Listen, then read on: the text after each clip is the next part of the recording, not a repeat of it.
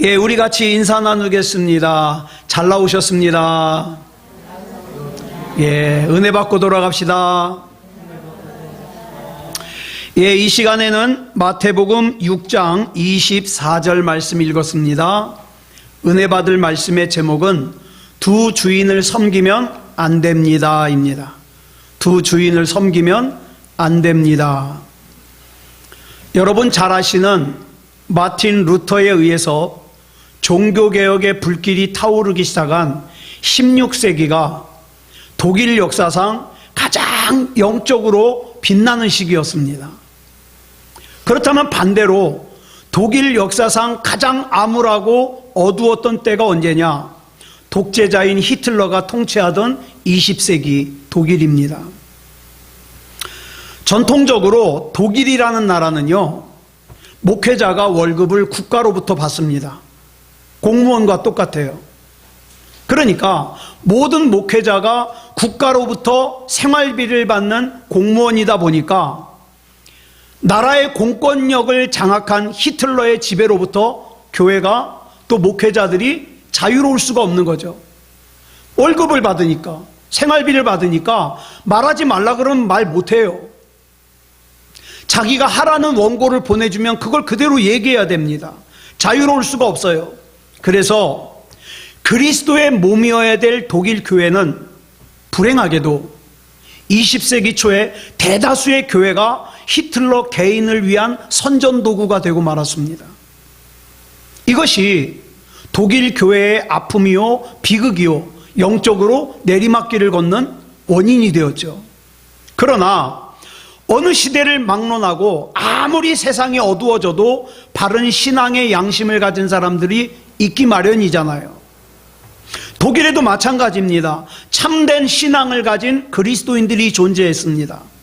비록 극소수일망정 독일에서도 교회가 절대로 나치의 선전도구로 전락하면 안 된다 반대하는 그리스도인들이 있었고, 그 사람들 가운데 대표적인 인물이 누구냐? 바로 본회퍼 목사님입니다. 이 디트리 본회퍼 목사님은 독일에서 순수한 신앙을 지키는 고백교회라는, 이 고백교회라는 교회가 탄생하는 주도적인 역할을 감당합니다. 고백교회는 어떤 교회냐? 교회가 나치의 선전도구로 전락하는 데 맞서서 오직 하나님만이 교회의 주인이심을 고백하는 교회로서 여기에 속한 목회자들은요, 나치 정부로부터 월급 받는 것을 거절합니다. 나 안 받겠습니다. 생활비 받는 걸 거절해요. 그리고 전적으로 교인들이 헌금하는 그 헌금에 의존해서 살았죠. 이것이 교회에 대한 나치의 부당한 간섭을 막아내는 길이었기 때문이에요. 그러나 이런 고백교회를 히틀러가 내버려 둘 리가 없지요. 결국 고백교회 지도자들은 체포되었고, 이렇게 체포된 고백교회의 많은 목회자들과 교인들은 전쟁터로 보내졌습니다. 한참 2차 세계대전이 발발할 때 전쟁터로 보내졌어요. 그래가지고 겉으로 볼 때에는 이 고백교회가 다 해체된 것처럼 보였습니다. 그러나 본회퍼 목사님을 비롯하여서 남아있던 극소수의 교인들은 지하에서조차 어떻게 합니까? 우리 교회는 예수 그리스도의 몸이다, 이 신앙을 지켜야 된다, 이 고백교회 운동을 계속 이어갑니다. 그러던 중에 1939년 이 본회퍼 목사님은 미국에서 공부를 했는데 자기가 공부를 한 미국의 유니온 신학교를 방문하게 됩니다. 그때 이 본회퍼 목사님을 아끼는 많은 분들이 본회퍼 목사님에게 기왕에 이렇게 미국으로 왔으니까 독일로 돌아가지 마십시오. 그냥 이 미국으로 망명하십시오. 권유를 하죠. 본회퍼 목사님은 마음이 흔들렸습니다. 그럴까? 내가 여기 있으면 마음껏 설교할 수 있고, 오히려 독일에 남아있는 그 성도들을 위해서 여기서 대변해 줄 수 있는데 내가 그냥 미국에 남을까? 흔들렸어요. 그러나 어느 날 자기의 가장 큰 후원자였던 라인홀드 니버라는 교수님이 있거든요. 아주 유명한 신학자예요. 이 스승님에게 편지 한 통을 남기고 핍박과 희련이 기다리고 있는 독일로 돌아갔습니다. 이 편지에 뭐라고 적혀 있느냐? 이렇게 적혀 있습니다. 만일 지금 내가 내 동포와 함께 시련을 당하지 않는다면 나는 전쟁이 끝난 뒤 독일에서 그리스도인의 삶을 재건하는 일에 참여할 권리가 없어집니다. 이렇게 편지를 남겼어요.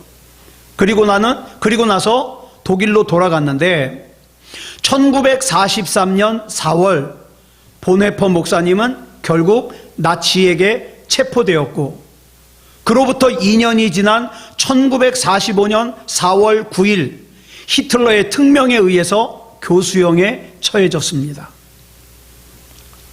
그런데 안타까운 것은 이 본헤퍼 목사님이 처형되는 일이, 여러분 잘 아시는 대로 히틀러가 베를린에 있는 지하 벙커에서 이 히틀러가 사랑했던 여인 에바 브라운과 권총 자살을 하잖아요. 그 권총 자살하기 3주 전이에요. 이 사람은 자살하기 전까지도 이런 죄를 지었습니다. 이 교수형에 처해진 본헤퍼 목사님의 나이가 이 당시 39살이에요. 너무 젊죠? 그러나 이 본헤퍼 목사님의 신앙과 주님을 향한 절개가 전쟁이 끝난 후에 독일 교회의 재건의 밑거름이 되었다는 것은 두말할 필요가 없습니다. 메리 글래즈너 여사가 쓴 진노의 잔이라는 책이 있습니다. 이 진노의 잔이라는 책은 바로 본헤퍼 목사님의 일대기를 쓴 책인데, 이 책에 보면 이 본헤퍼 목사님은 독일 상류가정 출신이에요. 게다가 천재입니다. 20대 나이에 벌써 교수가 됐어요. 누구보다도 미래가 보장되어 있는, 마치 사도 바울을 보는 것 같아요. 이랬던 디트리 본헤퍼 목사님이 39살의 젊은 나이에 순교하기까지 그의 삶을 일관했던 것은 한 가지입니다. 뭐냐? 나는 두 주인을 섬길 수 없다. 나의 주인은 오직 예수 그리스도다. 이겁니다. 네. 그래서 나는 그리스도인으로서 히틀러를 섬길 수도 없고 나치를 선전하는 말을 할 수도 없다. 어떤 경우에도 자기의 주인은 자기를 위하여 십자가에 못 박혀 돌아가신 예수 그리스도 한 분뿐이라는 고백이에요. 이 본헤퍼 목사님은 그 정신으로 39년을 살았고, 그 믿음을 위해서 39살에 순교를 당했으며, 바로 그 믿음의 정신이 하늘의 미랄이 되어서 전쟁 후 독일의 교회가 회복될 수 있었습니다. 이 본헤퍼 목사님이 감옥에서 죽음을 앞두고 약혼자에게 쓴 편지글이 있어요. 그 편지글로 만든 찬양이 바로 우리가 잘 알고 있는 이 찬양입니다. 우리 한번 같이 불러보겠습니다.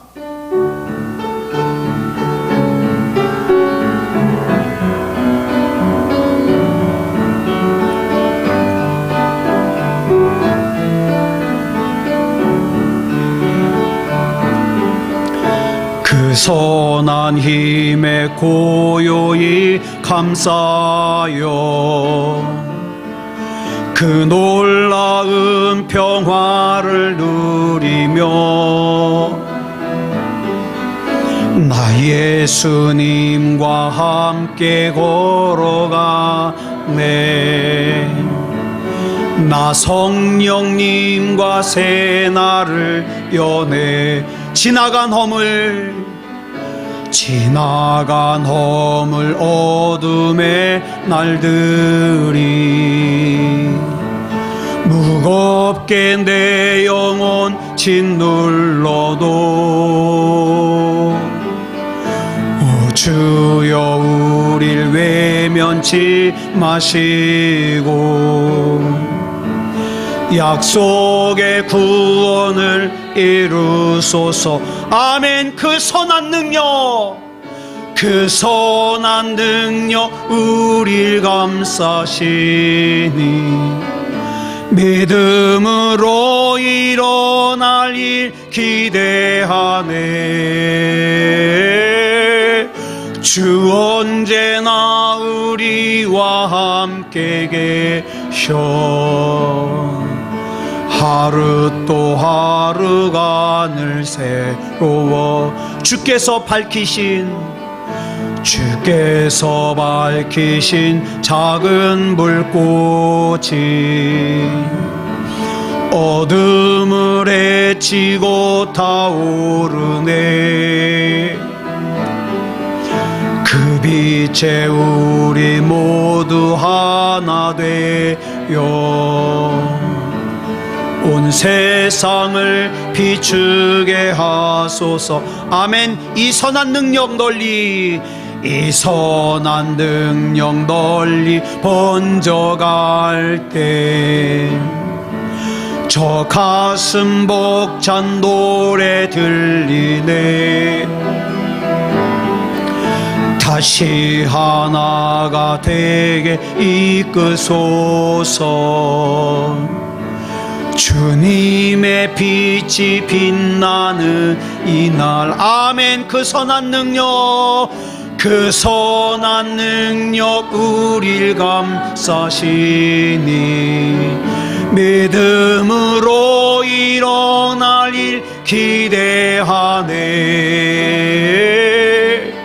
주 언제나 우리와 함께 계셔. 하루 또 하루가 늘 새로워. 아멘. 오늘 본문 우리 다시 한번 같이 읽어보겠습니다. 시작. 한 사람이 두 주인을 섬기지 못할 것이니 혹 이를 미워하고 저를 사랑하거나 혹 이를 중히 여기고 저를 경히 여김이라. 너희가 하나님과 재물을 겸하여 섬기지 못하느니라. 아멘. 여기서 재물이란 돈, 권력, 명예, 하여튼 우리가 이 세상에서 탐하는 모든 것들을 통틀어 말하는 거예요. 여러분, 뭐가 더 중요하십니까? 디트리히 보니퍼 목사님은 39살의 나이에 순교당하기까지 하나님만을 주인으로 모시고 또 하나님만을 주인으로 섬겼던 것은 개인의 신념이 아니에요. 주님의 명령이에요. 그리스도인은 어떤 상황에서든지 예수 그리스도 안에서 오직 하나님만을 주인으로 섬기고 모시고 살아가야 되는 사람들입니다. 이런 관점에서 2000년 전에 사도행전 4장의 시대를 본다면 정치적으로나 경제적으로나 사회적으로 오늘날과 비교할 수 없을 정도로 모든 면에서 낙후되어 있어요. 살기가 얼마나 불편할까요?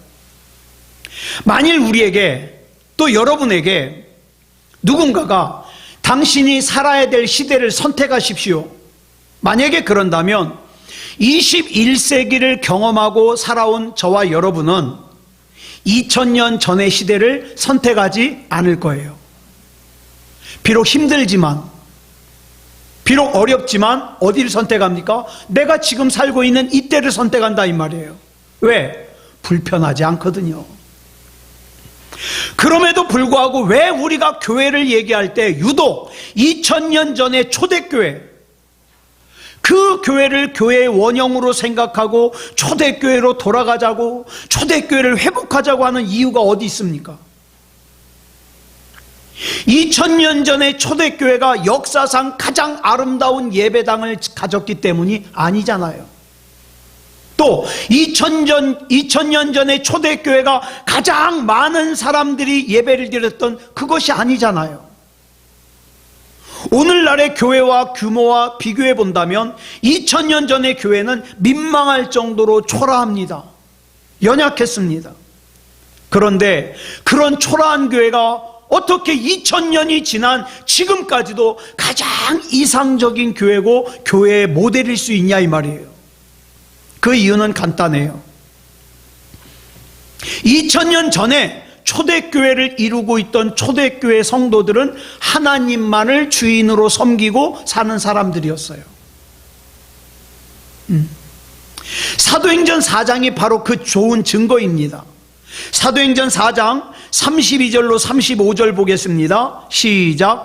믿는 무리가 한 마음과 한 뜻이 되어 모든 물건을 서로 통용하고 자기 재물을 조금이라도 자기 것이라 하는 이가 하나도 없더라. 사도들이 큰 권능으로 주 예수의 부활을 증언하니 무리가 큰 은혜를 받아 그 중에 가난한 사람이 없으니 이는 밭과 집 있는 자는 팔아 그 판 것의 값을 가져다가 사도들의 발 앞에 두매 그들이 각 사람의 필요를 따라 나누어 줌이라. 이 당시에 사도들과 초대교인들 사이에 세상의 권세자들의 위협과 핍박은 여전히 있었어요. 예수 믿는다는 것이 편한 상태가 아니에요. 자유로운 상태가 아니에요. 그럼에도 불구하고 하나님께서 자신들과 함께 계심을 확신한 초대교회 교인들은 아무것도 두려워하지 않았습니다. 도리어 그들은 방금 읽은 말씀처럼 자신들이 가지고 있는 재산을 나누어 쓰는 삶을 살았습니다. 그러나 이것이 처음이 아니에요. 이미 앞에 사도행전 2장에서 성령이 강림하시고 난 후에 44절 이후의 말씀을 보면 물건을 서로 통용하고 재산과 소유를 팔아 각 사람의 필요를 따라 나누어 주었다는 기사가 기록되어 있습니다. 그런데 우리가 여기서 주의 깊게 살펴보고자 하는 것은 이 당시 초대교회 당시 사도들과 초대교회 교인들이 인식하고 있던 물질의 위치예요.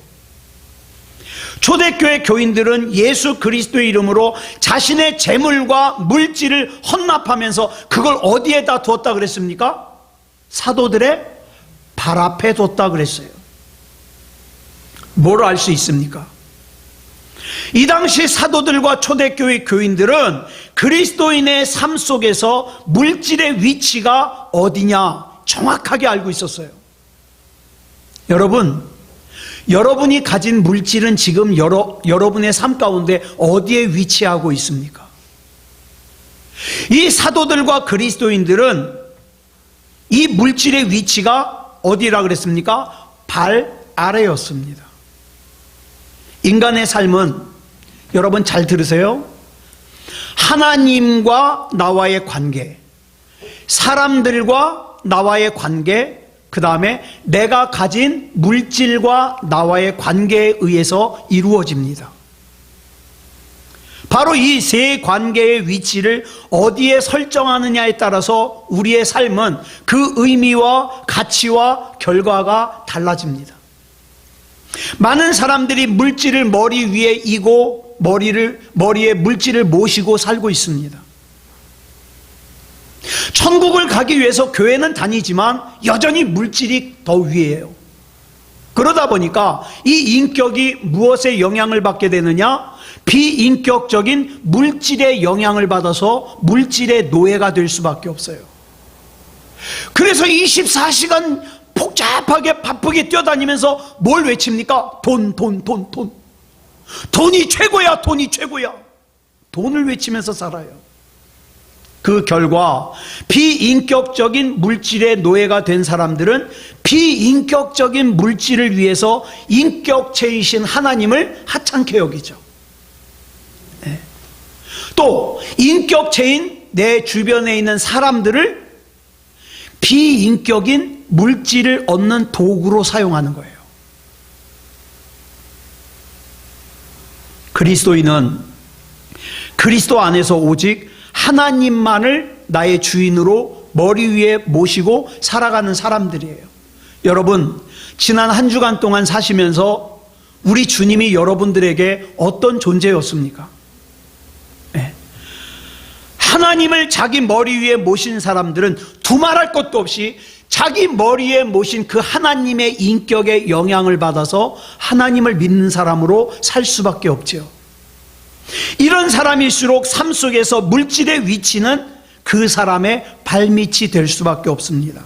그래서 하나님을 주인으로 모신 사람에게 있어서 물질은 하나님과 사람에게 봉사하기 위한 수단이요, 도구가 될 수밖에 없습니다. 그뿐만 아니에요. 하나님을 주인으로 머리 위에 모신 사람의 발 아래 놓인 물질은 비로소 그 물질을 발 아래 놓은 사람의 인격을 내려받기 때문에 그 물질 자체도 어떻습니까? 그 인격에 따라서 쓰임을 받게 되는 거예요. 예를 들어 이 당시에 같은 가치의 동전이 있다고 하겠습니다. 500원짜리 동전이 있어요.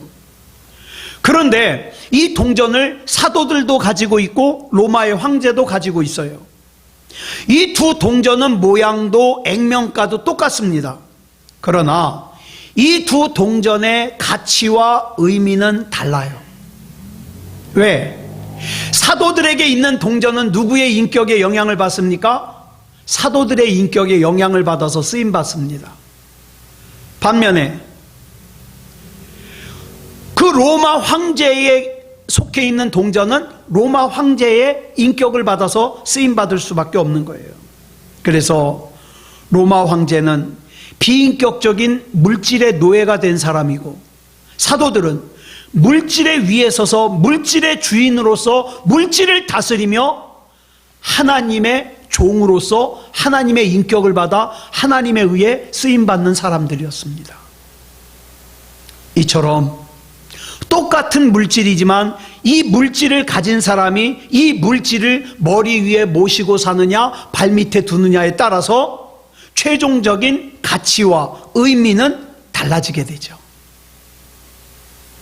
사도행전 4장에 나오는 사도들과 초대교회 교인들은 하나님만을 머리에 모시고 살아가는 진짜 그리스도인들이었습니다.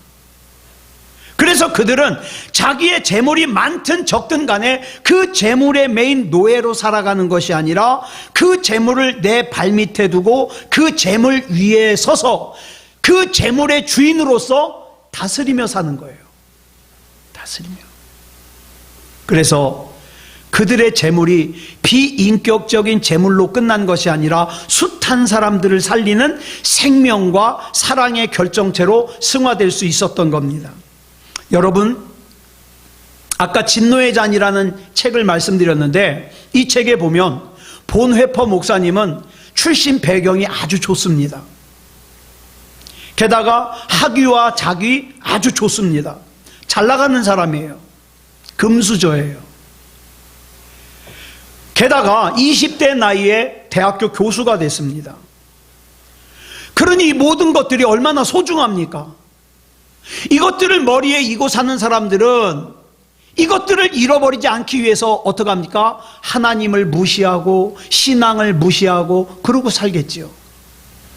그렇다면 본회퍼 목사님은 당시 거의 모든 그리스도인들이 그랬던 것처럼 자신이 가지고 있는 그 소중한 것을 지키기 위해서 나치와 타협을 하든가 하나님과 히틀러를 동시에 섬기면서 하나님도 믿는다고 하면서 히틀러의 비유도 맞춰주면서 살아야 됐어요. 그래야 그것들을 지킬 수 있어요.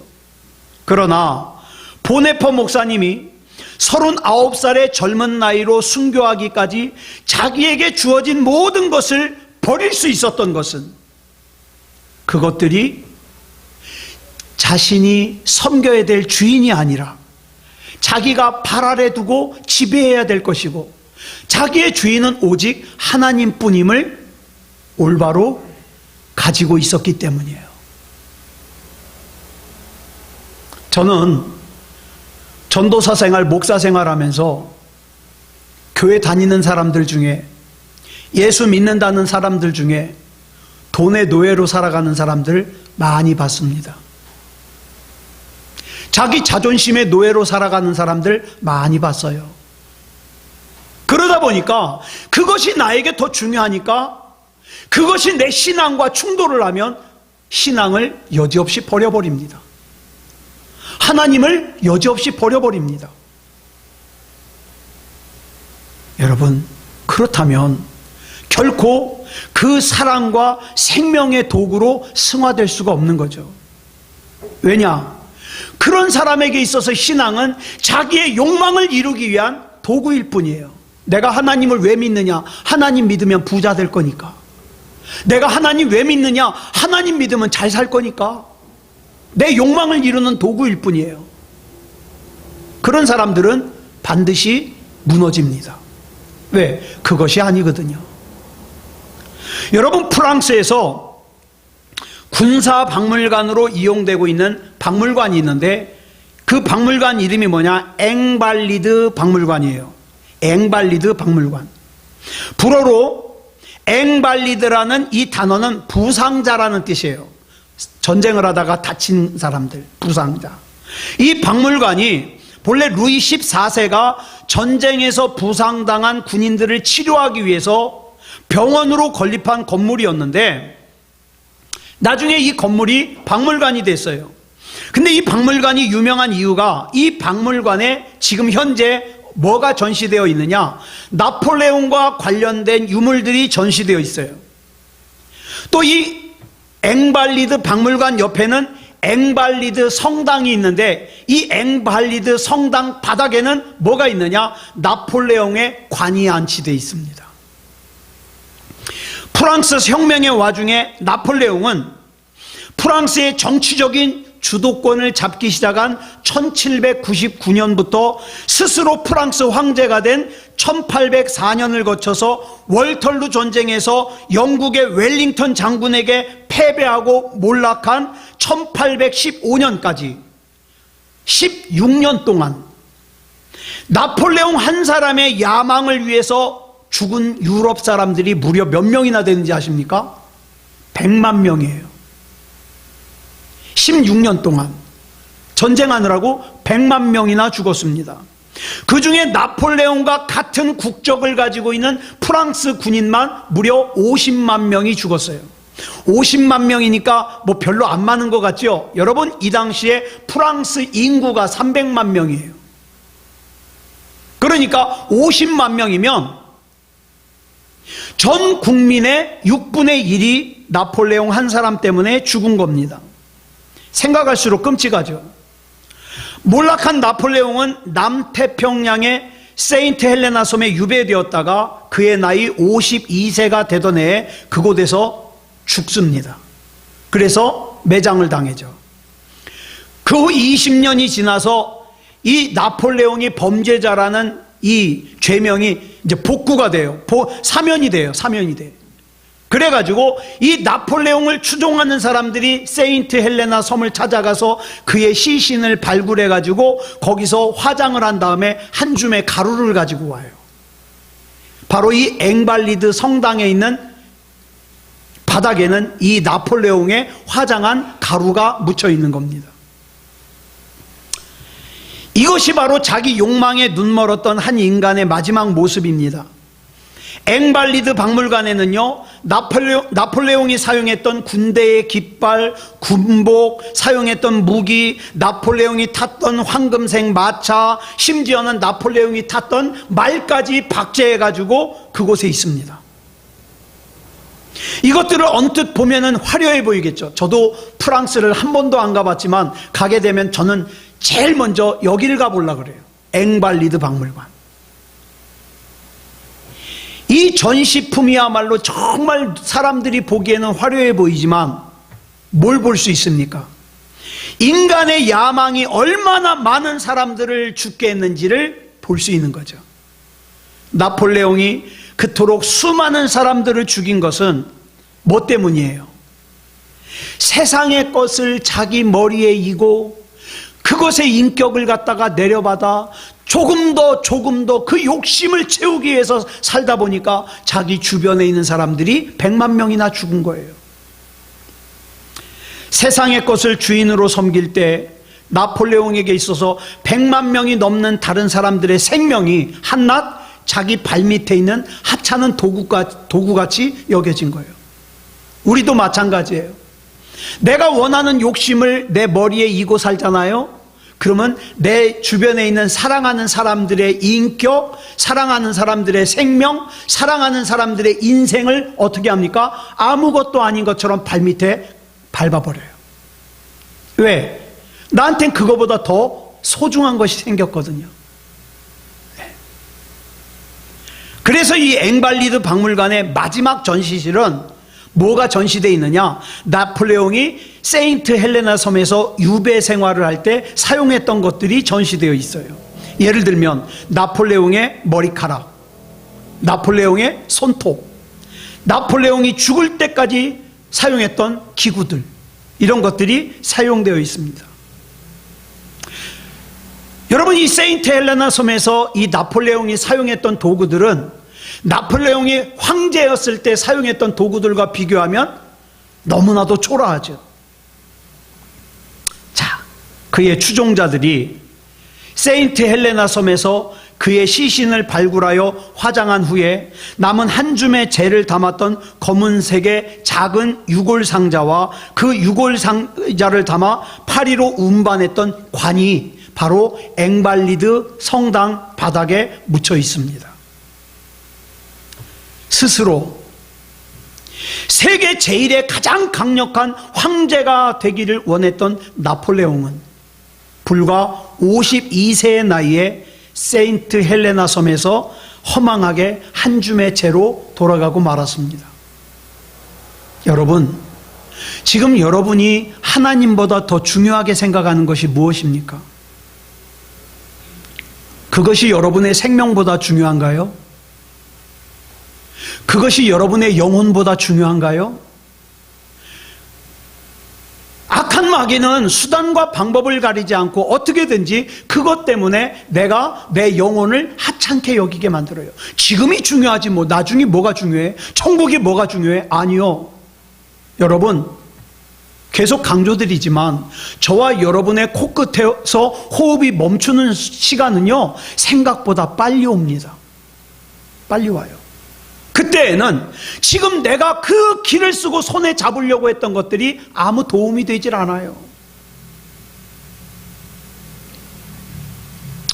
만약 나폴레옹이 자기의 생이 그토록 허망하게 끝날 거라는 걸 한 번이라도 알았다면 자기 주변에 있는 사람들을 100만 명이나 그 죽음으로 몰아넣었겠습니까? 그러지 않았겠죠. 그 대신 자기가 가지고 있는 것을 조금이라도 사용해서 어떻게 해요? 한 사람이라도 더 살리기 위해서. 그래서 내가 장차 하나님 앞에서 조금이라도 덜 부끄러운 구원받은 사람으로서 서기 위해서 사용했겠죠.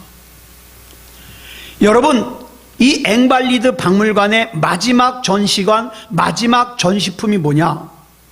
그 유골 상자와 관 앞에서 여러분, 그 앵발리드 성당 밑에 묻혀져 있는 그 나폴레옹의 관 앞에서 만약에 나폴레옹이 살아있다면 얼마나 탄식하겠습니까? 내 인생이 뭔가? 이게 내 인생의 말로인가? 그토록 허망한 나폴레옹의 유물을 전시하고 있는 그 박물관의 이름을 부상자라는 뜻의 앵발리드라고 이름을 지은 것은 아주 깊은 의미가 있습니다. 여러분, 그런데 불어로 이 앵발리드라는 단어는 부상자라는 뜻도 있지만 또 무슨 뜻이 있는지 아십니까? 무효라는 뜻이 있어요. 의미가 없다. 자기 야망을 위해 100만 명이나 되는 사람을 서슴없이 죽음으로 몰아넣었던 나폴레옹은 이 세상을 살면서 자기 야망에 짓눌려 살았지만 그의 결국은 뭐다? 부상자요, 의미 없음이에요. 무효예요. 얼마나 놀라운 메시지입니까? 하나님을 주인으로 섬기기 위해 교수형에 처해졌지만 죽은 뒤에 세상의 빛으로 승화된 본헤퍼 목사님의 39년의 삶은 바로 발리드의 삶이에요. 앵발리드는 뭐라고요? 의미 없다. 앵이 뭐냐 하면 뭐뭐 아니다라는 뜻이에요. 그러니까 발리드는 뭐예요? 의미가 있잖아요. 앵발리드는 의미가 없는 거예요. 무효예요. 예. 그래서 불어로 발리드는 건강한 자라는 뜻이고 유효라는 뜻이고 의미가 있다는 뜻이에요. 황제의 자리에 앉아서 100만 명을 죽음으로 몰아넣은 나폴레옹은 겉으로 보기에는 얼마나 멋있습니까? 얼마나 화려합니까? 좋은 옷을 입고 좋은 차를 타고 좋은 아파트에서 살면서 사람들이 볼 때는 저 사람은 정말 행복할 거야. 저 사람은 아쉬움이 없을 거야. 아니요. 그 사람의 머리 위에 하나님을 모시고 살지 않는 한 그 사람은 뭡니까? 앵발리드예요. 의미 없음이에요. 부상자예요. 예.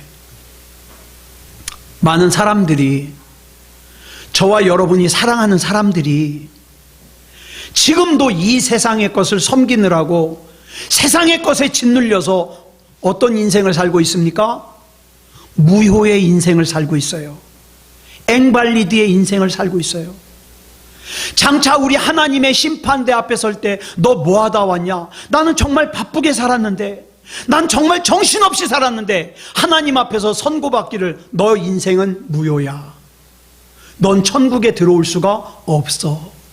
이러면 안 되잖아요.